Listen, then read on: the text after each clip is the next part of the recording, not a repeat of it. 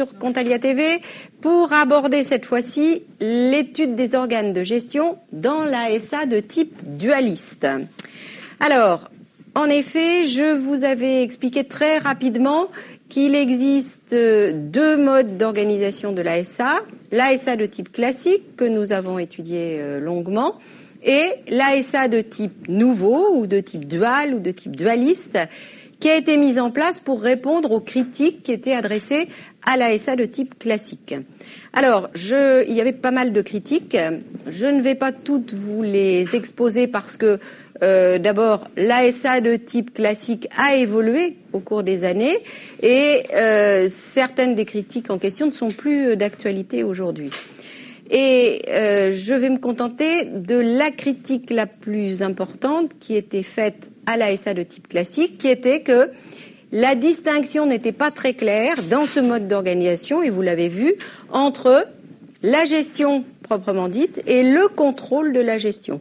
Effectivement, le conseil d'administration a à la fois une mission de gestion, notamment en ce qui concerne la définition des orientations stratégiques, et une mission de contrôle. Donc finalement, le conseil d'administration est un peu juge et partie, et c'est vrai que c'est une difficulté, un inconvénient, et que peut-être le contrôle qui est effectué n'est pas toujours impartial. Et c'est la raison pour laquelle, en 1966, donc vous voyez que c'est une vieille histoire, le législateur a instauré ce nouveau mode d'organisation de l'ASA que l'on appelle donc l'ASA de type dual. Et l'ASA de type dual, eh bien, elle se compose d'un directoire et d'un conseil de surveillance. Et ce qui la caractérise, c'est justement cette séparation stricte entre la gestion de la société, qui est assurée par les organes de direction, essentiellement le directoire, vous allez le voir, et puis le conseil de surveillance, qui n'a aucune mission de gestion et qui se contente, et il a des petites missions d'administration, mais pas de mission de gestion, et il se contente de contrôler, eh bien, la gestion qui est faite par le directoire. Donc en fait, ça répond parfaitement à cette critique qui était adressée à l'ASA de type classique. Donc retenez bien, parce qu'on peut aussi vous interroger là-dessus, que ce qui aujourd'hui distingue les deux types de sociétés anonymes, c'est ça. C'est que dans la société de type dual, eh bien, il y a une séparation stricte entre la gestion et le contrôle. Alors, il y avait d'autres différences quand on a créé la société anonyme de type dual, mais comme la société anonyme de type classique a évolué, eh bien, les différences se sont atténuées par ailleurs. Donc ça, c'est le principal critère de choix entre les deux. Alors, nous allons commencer par les organes de direction. Nous allons parler successivement du directoire, du président du directoire et des directeurs généraux. Et puis, dans une prochaine séance, même deux peut-être, nous parlerons longuement du conseil de surveillance qui, comme le conseil d'administration, appelle pas mal de développement. Donc, les organes de direction et tout d'abord le directoire qui est l'organe de direction essentiel. Vous allez le voir. Alors, comment est composé le directoire ? Eh bien, c'est un organe collégial donc composé de plusieurs membres. Et le nombre de membres, justement, du directoire est fixé en principe par les statuts, mais à défaut par le conseil de surveillance. La loi fixe quand même un maximum, donc qui est de 5 normalement, qui peut être porté à 7 membres du directoire lorsqu'il s'agit de sociétés cotées. Mais retenez bien que ce sont les statuts qui normalement fixent le nombre de membres du directoire. Si ça n'a pas été prévu par les statuts, c'est le conseil de surveillance. Le conseil de surveillance étant le directoire étant un organe collégial, il est bien sûr, il doit être représenté et nous le verrons, c'est le rôle de son président. Mais ça, nous y reviendrons tout à l'heure. Alors, les conditions de nomination. Donc, les membres du directoire sont nommés par le conseil de surveillance. Le conseil de surveillance, nous le verrons, les membres du conseil de surveillance sont désignés par les actionnaires lors de l'AGO et ce sont eux qui ensuite désignent les membres du directoire. Alors, le directoire est nommé pour une durée qui, là encore, est fixée par les statuts, qui est comprise entre 2 et 6 ans, mais dans le silence des statuts, règle supplétive, là encore, eh bien, la loi dit que la durée du mandat du directoire est de 4 ans. Mais on peut prévoir tout à fait autre chose, un mandat de 2 ans, un mandat de 3 ans ou un mandat plus long, donc jusqu'à 6 ans, c'est tout à fait possible. Voilà. Donc le conseil de surveillance nomme le directoire et à l'issue donc de la durée de mandat qui a été fixée, les fonctions du directoire prennent fin. Donc là, c'est quelque chose qui est différent du conseil d'administration dont les fonctions continuent et on remplace les administrateurs qui sont démissionnaires, qui s'en vont, qui ont passé la limite d'âge et le conseil d'administration continue à fonctionner ainsi. Pour le directoire, c'est différent. On nomme non pas des membres du directoire, on nomme un directoire et on le nomme, par exemple, pour 4 ans. Et au bout des 4 ans, eh bien, ces fonctions prennent fin. On va nommer un nouveau directoire. Vous voyez la différence entre les deux. C'est-à-dire qu'au bout des 4 ans, qu'est-ce qui se passe? On renouvelle l'ensemble des membres du directoire. Alors, donc, ce qui veut dire que s'il y a eu, on va parler de la vacance d'un poste en cours de mandat, mettons au bout de 2 ans, il y a un poste qui devient vacant, on va nommer un nouveau membre, eh bien, ce nouveau membre, il ne sera pas nommé pour 4 ans, ses fonctions prendront fin au moment où donc le directoire arrivera au terme de son mandat. Donc, les membres qui sont nommés depuis moins de 4 ans vont voir, eux aussi, leur mandat prendre fin lorsque, justement, eh bien, ce délai arrive à échéance. C'est clair ou pas? Oui? Bien. Alors, justement, que se passe-t-il lorsqu'un poste est vacant? Donc, un directeur a démissionné, un membre du directoire a été frappé par la limite d'âge, une incompatibilité, une incapacité, bref, peu importe. Eh bien, il doit y avoir une nouvelle nomination qui intervient dans les 2 mois. Nouvelle nomination par, donc, toujours le conseil de surveillance. Et à ce moment-là, comme je viens de vous le dire, cette nomination, elle n'est pas faite pour 4 ans, si c'est la durée qui est prévue, mais elle est faite pour le temps qui reste avant qu'on procède au renouvellement du directoire dans son ensemble. Voilà.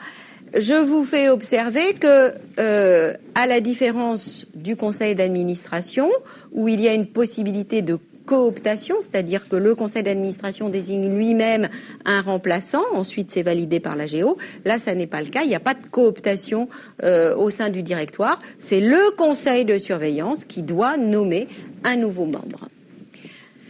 Alors justement, ces membres du directoire, qu'est-ce qu'on peut en dire? Ce sont des personnes physiques, obligatoirement, qui peuvent être actionnaires, mais ça n'est pas obligatoire. Et c'est vrai que à l'époque, on a créé ce nouveau type de société. C'était quelque chose d'assez nouveau que des personnes qui dirigent une société anonyme ne soient pas actionnaires de celle-ci, puisqu'à l'époque, eh bien, le PDG de la SA de type classique, il était obligatoirement actionnaire. Donc, actionnaire ou non, une limite d'âge qui, sauf disposition contraire des statuts, est fixée à 65 ans, hein, c'est la règle habituelle. Bien sûr, des membres du directoire qui ont la capacité civile, qui ne sont pas sous le coup d'une incompatibilité. Et là, c'est la même chose que ce que je vous ai dit pour les administrateurs. Donc, on ne peut pas être membre d'un directoire lorsque l'on est fonctionnaire, lorsque l'on est membre de certaines professions libérales, lorsque l'on est huissier de justice, par exemple.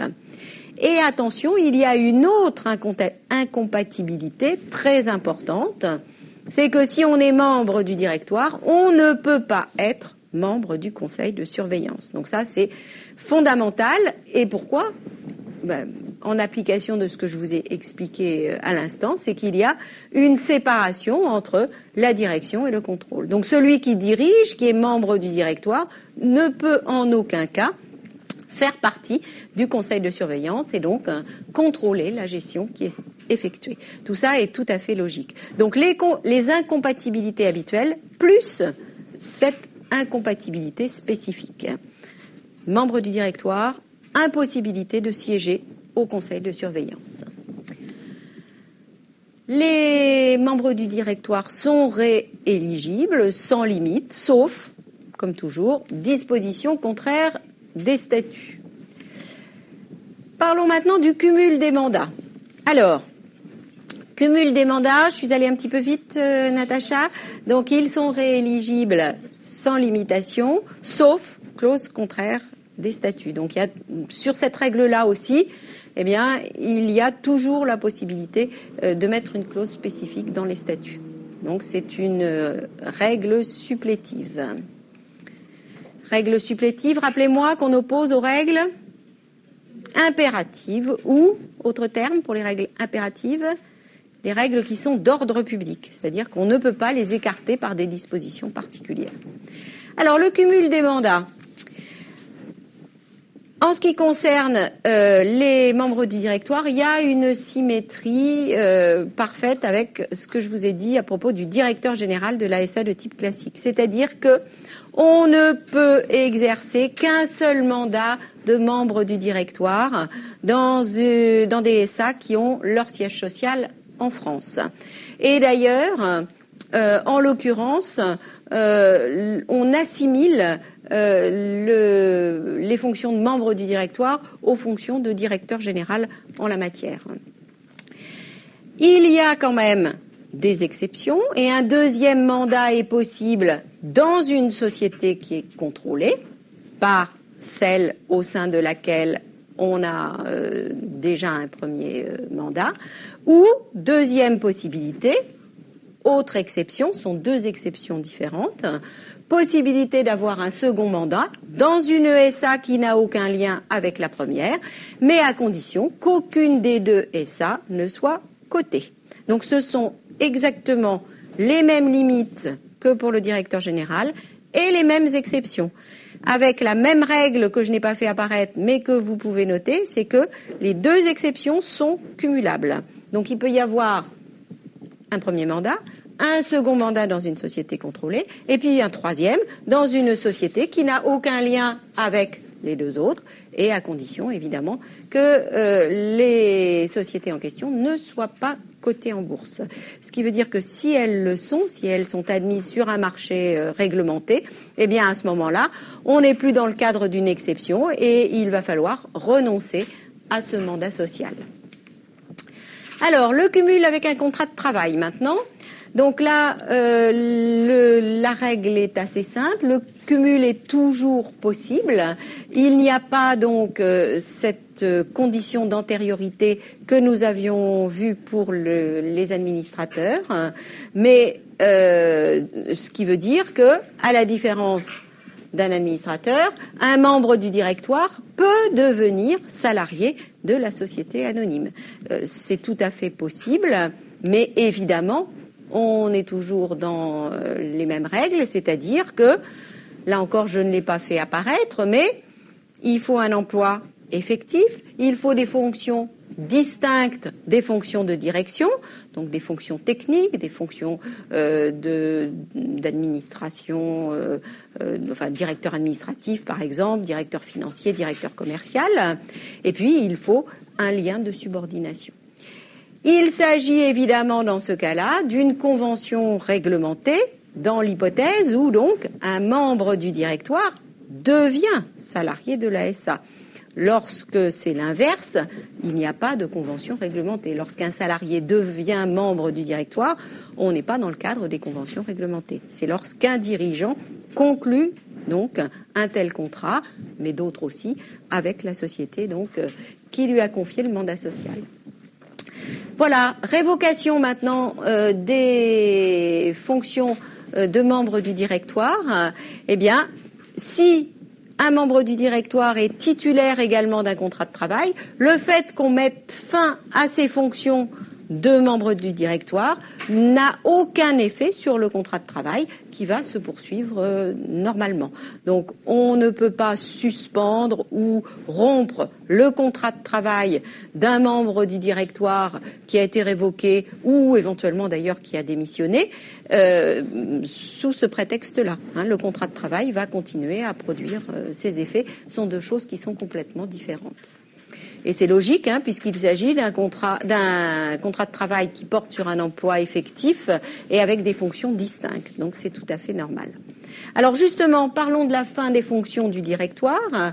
Eh bien, il peut y avoir démission d'un membre du directoire, soit démission volontaire, soit démission forcée, notamment lorsque la limite d'âge est atteinte, enfin dépassée, lorsque on tombe sous le coup d'une incompatibilité ou d'une déchéance, lorsque la règle de cumul des mandats n'est plus respectée, à ce moment-là, démission forcée. Deuxième hypothèse, la révocation. Les membres du directoire peuvent être révoqués par l'Assemblée générale. Alors là, vous voyez, on peut faire le parallèle avec ce que je vous avais dit à propos du directeur général de l'ASA de type classique. Ça n'est pas le même organe qui procède à la révocation que celui qui a procédé à la nomination. C'est le conseil de surveillance qui nomme les membres du directoire, mais c'est l'Assemblée générale qui peut les révoquer. Ceci étant, il est possible, dans les statuts, de prévoir que cette révocation puisse être décidée par le conseil de surveillance seul.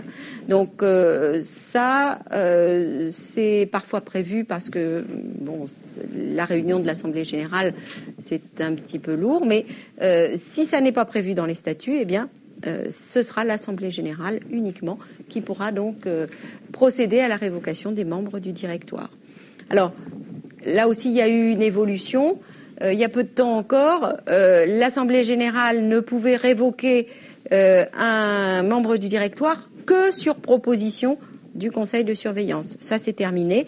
Maintenant, c'est révocation par l'Assemblée générale, même si ça n'a pas été proposé par le conseil de surveillance. Mais, autre possibilité, les statuts peuvent prévoir que c'est le conseil qui va révoquer les membres du directoire. Alors, dans les deux cas, il faut qu'il y ait un motif valable qui justifie cette révocation, faute de quoi, eh bien, il y aura possibilité d'obtenir une indemnisation. Comme toujours, il y a des formalités de publicité, qu'il s'agisse de la nomination ou de la fin des fonctions, eh bien, il faut une publication au registre du commerce et des sociétés et au BODAC.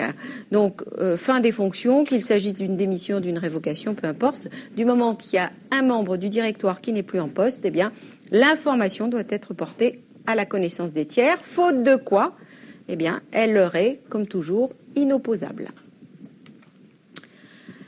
Le fonctionnement du directoire, maintenant, eh bien, il est entièrement ou presque organisé par les statuts. La loi n'impose rien en la matière. Elle prévoit juste quelques règles supplétives pour le cas où eh bien, rien n'aurait été indiqué dans les statuts.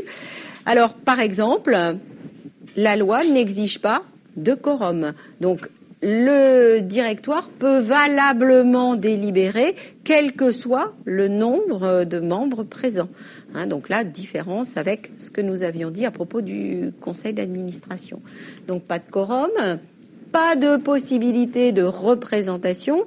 Un membre du directoire est absent, il ne peut pas donner procuration à un de ses collègues pour justement procéder aux délibérations à sa place et au vote surtout. Et puis les décisions se prennent à la majorité. Tout ça, si les statuts n'ont rien prévu. Mais les statuts peuvent prévoir un quorum et les statuts peuvent prévoir donc une règle de majorité différente.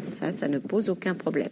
Par contre, pour la représentation, je crois, je suis plus tout à fait sûre, mais il me semble que c'est une règle, par contre, qui est impérative et qu'on ne peut pas écarter. Alors, le rôle maintenant du directoire. Petit rappel, le directoire est un organe collégial. Les membres de cet organe collégial n'ont pas de pouvoir individuel, ce qui veut dire que les décisions sont prises collectivement. Donc, individuellement, les membres du directoire ne peuvent prendre aucune décision. Alors, on verra tout à l'heure qu'il y a un membre du directoire particulier qui est le président, mais même là, c'est quelqu'un qui n'a pas de véritable pouvoir individuel, qui a une mission de représentation. Et deuxième petit rappel, les fonctions du directoire s'exercent sous le contrôle, et nous verrons tout à l'heure, non, la prochaine fois, que c'est un contrôle permanent sous le contrôle du conseil de surveillance. Donc voilà, ce sont des petits rappels qui permettent justement de préciser un petit peu le rôle de cet organe. Alors, le directoire a deux types de missions. Tout d'abord, une mission de direction générale, ça paraît tout à fait normal, et une mission de direction générale qui est analogue à celle du directeur général dans la société anonyme de type classique. Je vais y revenir. Et puis, il a une mission d'administration qui, si on veut faire le parallèle avec la SA de type classique, eh bien, relève dans cet autre type de société du conseil d'administration. Donc, vous voyez, là, le directoire a à la fois donc des missions qui, dans la SA de type classique, reviennent au directeur général et des missions qui reviennent au conseil d'administration, mais qui sont toutes des missions de gestion, de direction de la société. Alors, justement, la direction de la société, de quoi s'agit-il ? Eh bien, la même chose. Le directoire a les pouvoirs les plus étendus pour agir en toutes circonstances au nom de la société. Exactement la même règle que pour le directeur général. Il peut donc prendre, ce directoire, toute décision de gestion. Il peut prendre... ça va même plus loin que le directeur général de l'ASA de type classique, puisque c'est lui qui va fixer les grandes orientations stratégiques de la société. Donc là, il peut prendre des décisions en la matière. Il peut orienter la stratégie sociale. Il peut évidemment conclure toutes sortes de contrats. Il peut démarcher des partenaires économiques et puis engager des négociations et finalement conclure des contrats avec eux dans tous les domaines. Donc c'est extrêmement large. Limites toujours les mêmes. L'objet social, bien sûr. Les pouvoirs du conseil de surveillance. Et puis les pouvoirs des assemblées. Donc là, un parallèle aussi très net avec ce que nous avions dit du directeur général et de ses pouvoirs. Et puis, bien sûr, il y a d'autres limites. Alors là, il y a quelque chose de différent. Il y a des actes que la loi soumet systématiquement à l'autorisation du conseil de surveillance. C'est-à-dire que là, ça n'est pas une limite statutaire. J'aurais pu le mettre dans les limites légales, mais comme ça, ce sont les limites légales habituelles, j'ai préféré le faire apparaître séparément. Donc, certains actes ne peuvent pas être décidés par le directoire sans avoir au préalable l'autorisation du conseil de surveillance. Alors évidemment, il s'agit d'actes graves.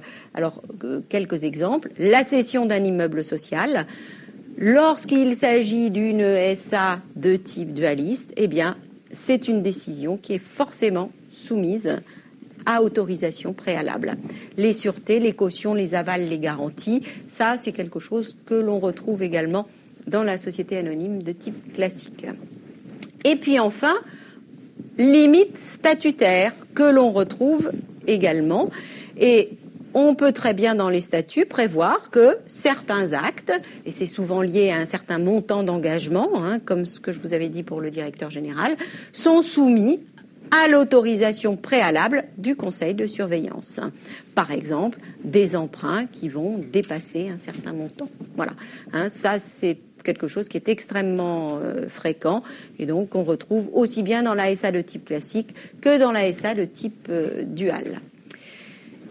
Et là encore, eh bien, ces limites ne sont pas opposables au tiers, ce qui veut dire que la société est engagée, même si le directoire a agi en dehors de l'objet social, et même si le directoire n'a pas respecté les clauses statutaires qui limitent ses pouvoirs. Donc toujours la même chose, ce souci de sécurité juridique à l'égard des tiers. On ne peut pas exiger d'eux qu'ils aillent systématiquement vérifier dans les statuts que eh bien, celui qui a agi respectait bien les pouvoirs qui lui sont accordés par les actionnaires. Les missions d'administration maintenant, eh bien, le directoire là va intervenir de manière un petit peu analogue à ce que fait le conseil d'administration dans le fonctionnement des assemblées. C'est-à-dire qu'il va procéder à la convocation et à l'ordre du jour. Alors, je vous en reparlerai quand on étudiera le conseil de surveillance. Il y a parfois là des petits problèmes parce que le conseil de surveillance peut lui aussi convoquer. Mais bon, ça fait partie des missions du directoire. C'est lui qui est chargé également d'établir les comptes en fin d'exercice, ainsi que le rapport de gestion. Donc ça, c'est assez classique. Et puis, il doit également, et ça, c'est une mission d'administration, donner au conseil de surveillance un certain nombre d'éléments d'information pour que celui-ci puisse remplir sa mission de contrôle. Et donc, cette communication avec le conseil de surveillance, ça suppose qu'il y ait transmission, bien sûr, des comptes qui ont été établis, du rapport de gestion qui a été établi par le directoire, mais pas seulement. Il y a obligatoirement un rapport trimestriel que le directoire doit établir et doit fournir au conseil de surveillance. Et ça concerne le fonctionnement, l'activité de la société. Alors, c'est ce que parfois on reproche à la société anonyme de ce type, c'est que pour qu'elle puisse fonctionner, il faut des échanges donc d'informations, ce qui donne un fonctionnement plus lourd que dans l'ASA de type classique. C'est un reproche là que l'on entend parfois, assez souvent même, et qui fait que dans certains cas, eh bien, il y a des sociétés qui étaient en société anonyme de type dual qui sont repassées en type classique, parce que justement, il y avait une certaine lourdeur administrative dans ces obligations de communiquer. Voilà, donc les missions d'administration du directoire. Donc le directoire, je vous l'ai dit, est un organe collégial, et donc c'est la raison pour laquelle, eh bien, il faut nommer un président du directoire qui va le représenter. Attention, là, il y a une petite bizarrerie, on peut dire. Le conseil d'administration désigne lui-même son président. Ça n'est pas le cas du directoire. Le président du directoire est nommé par le conseil de surveillance. Donc là, il ne faut pas vous tromper. Par contre, évidemment, le président du directoire est forcément un membre du directoire. Donc, le conseil de surveillance va choisir parmi les membres du directoire celui qui va assumer cette fonction donc de présidence. Révocation du président du directoire. Là, il faut distinguer deux cas. Si il y a révocation du président, mais en tant que membre du directoire, eh bien, la révocation doit être faite par l'Assemblée générale, sauf s'il y a une clause statutaire qui permet au conseil d'administration de procéder à cette révocation. Mais imaginons qu'il n'y en ait pas. C'est l'Assemblée générale qui va révoquer donc le président du directoire de son mandat de membre du directoire. Et ça suppose un juste motif, faute de quoi, toujours la même chose, possibilité de demander des dommages et intérêts. Deuxième hypothèse, il ne s'agit plus de révoquer le président du directoire de son mandat de membre du directoire, mais de son mandat de président. C'est-à-dire que l'objectif est qu'il reste éventuellement membre du directoire. Mais simplement, les fonctions de président ne lui seront plus confiées. Eh bien, dans ce cas-là, c'est le conseil de surveillance qui va décider. Et dans ce cas-là aussi, autre différence, eh bien, il n'a pas à justifier sa décision.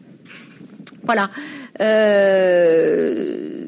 Donc, comprenez bien, révocation du mandat de président, c'est le conseil de surveillance qui prend la décision.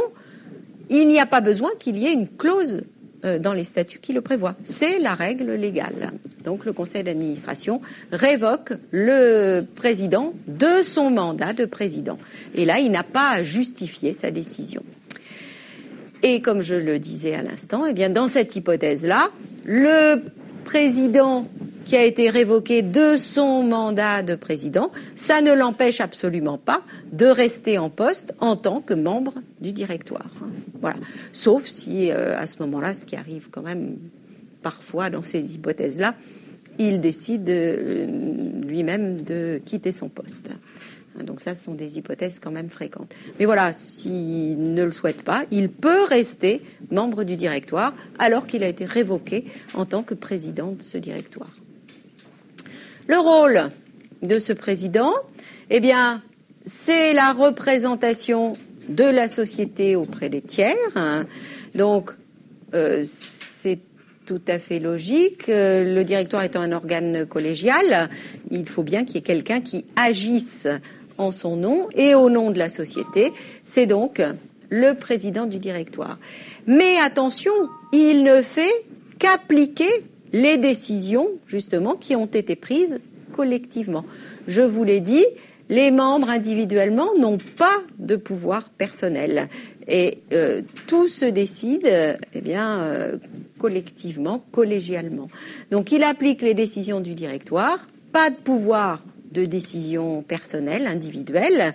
Et donc je vous fais remarquer que ça, c'est une différence avec le directeur général dans la SA de type classique, puisque lui, eh bien, il va mettre en œuvre les décisions stratégiques qui ont été prises par le conseil d'administration, mais il a tout pouvoir pour agir justement dans ce cadre-là et dans le cadre de l'objet social. Donc c'est quelque chose, le parallèle ne peut pas être fait, c'est tout à fait différent. Voilà, le président du directoire se contente d'appliquer, de mettre en œuvre les décisions qui ont été prises par l'ensemble des membres. Parlons maintenant, et nous terminerons par là, des directeurs généraux. Donc, les directeurs généraux ont un rôle de représentation de la société. Là, on peut faire le parallèle avec les directeurs généraux délégués dans l'ASA de type classique. Ils ont donc le même pouvoir que le président du directoire et ça permet donc que la représentation de la société soit confiée à différentes personnes.